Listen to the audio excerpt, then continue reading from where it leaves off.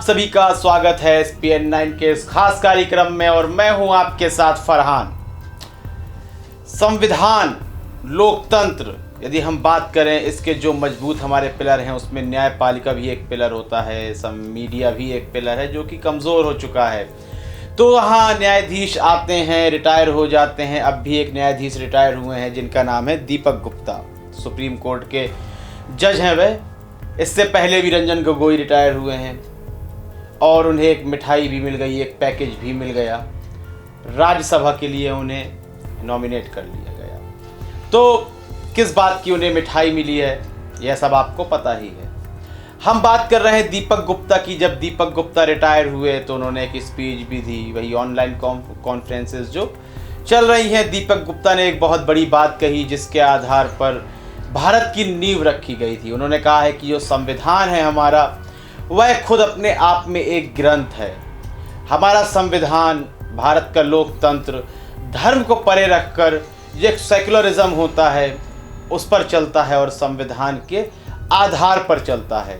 दीपक गुप्ता ने बहुत ही अहम बात कही है, हमें वाहवाही करनी होगी इस बात की। लेकिन क्या इस बात में कोई सच्चाई है?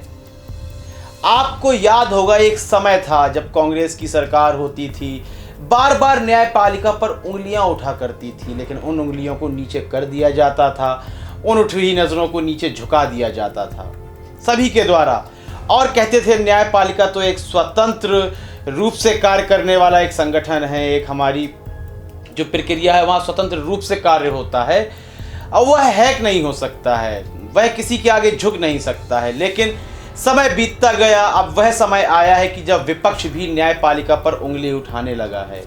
हम राजनीतिक दलों की बात अलग कर देते हैं, खुद जजों की बेंच दो उसमें रुख हो जाते हैं, दो गुट बन जाते हैं बेंच में। तो साफ समझ में आता है कि न्यायपालिका पर उंगलियां क्यों उठ रही थीं और क्यों उठ रही हैं। रंजन गोगोई इसका जीता जागता सबूत हैं। जिस तरह से उनको नॉमिनेट कर दिया गया उसके विरोध में कई सुप्रीम कोर्ट के वकील और वरिष्ठ लोगों ने भी इस बात की निंदा की कि आपको ऐसा पद ग्रहण नहीं करना चाहिए था जो सरकार की मेहरबानी से मिलता है। इससे न्याय व्यवस्था है, जो न्यायपालिका है हमारी, उस पर उंगलियां खड़ी होंगी। दीपक गुप्ता कह रहे हैं कि धर्म के आधार पर कोई फैसला नहीं होना चाहिए, ना ही होता है।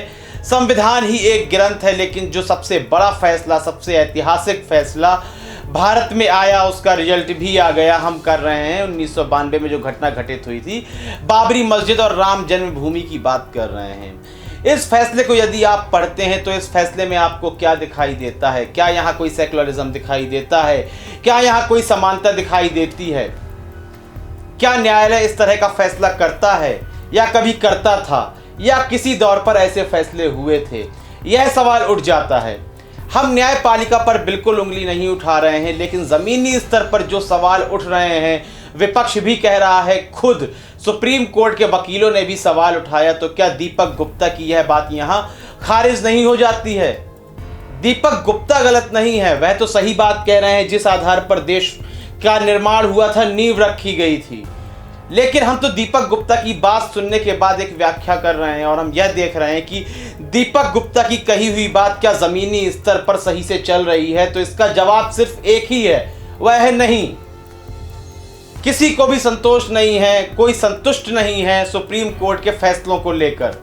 तमाम ऐसी बातें आ जाती हैं। सुप्रीम कोर्ट का फैसला सर्वोपरि है, सर्वमान्य है, तब भी ऐसी आवाज़ें क्यों निकलकर सामने आती हैं? दीपक गुप्ता यह जो बात कह रहे हैं, क्या यह बात सत्य है? क्या सुप्रीम कोर्ट बाइस्ड हो चुका है या हैक हो चुका है? इस संबंध में आपकी राय बहुत ही महत्वपूर्ण है। अपनी राय देना बिल्कुल भी ना भूलें। कार्यक्रम को लाइक करें, ज़्यादा से ज़्यादा शेयर करें और चैनल को सब्सक्राइब अवश्य कर दें। तब तक के लिए इजाज़त दीजिए।